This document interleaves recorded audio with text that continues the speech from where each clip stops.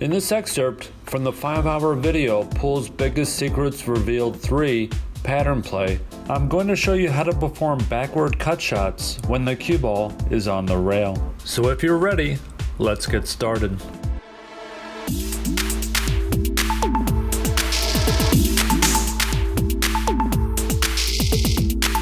This do or die layout, I left myself here on the 8 ball. The stripes are preventing me from banking the 8 in either of the corner or side pockets.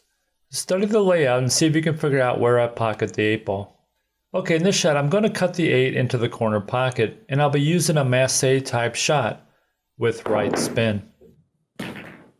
Okay, so I'm going to set up some easier versions of this shot so you can see what I'm doing. In these examples, my cue ball is above the object ball line. And when your cue ball is above this line, you don't need to elevate your cue. You can use your normal stroke. And your goal is to strike the rail right before the object ball with spin. And once the cue ball hits the rail, the right spin strikes the object ball, sending it to the corner pocket. And if you ever get confused as to what spin to use, it's fairly easy to figure out.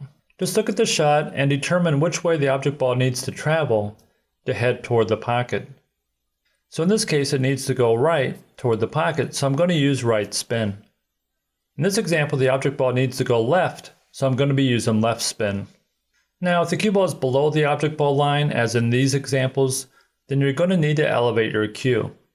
And as we learned earlier, when your cue is elevated and you're using spin, the cue ball will veer off the shooting line, but if the speed is correct, it will return to the line. So in these shots, I'm using the proper amount of speed to have the cue ball veer off the shooting line and then start to return back to it. And if I time it out right, the cue ball will strike the rail right before the object ball, and the spin will send the ball toward the corner pocket. And because the cue ball is going to veer way off to the left of the shooting line, when I'm aiming these shots, I'm aiming to hit the left side of the object ball. So I'm aiming about half ball to the right of where I need to strike the rail at. And this shot will even work from this distance, but the difficulty level is much higher.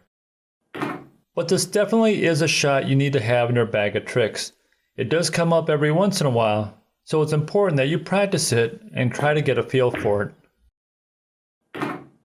Here's a safety shot you'll sometimes see a Filipino player make.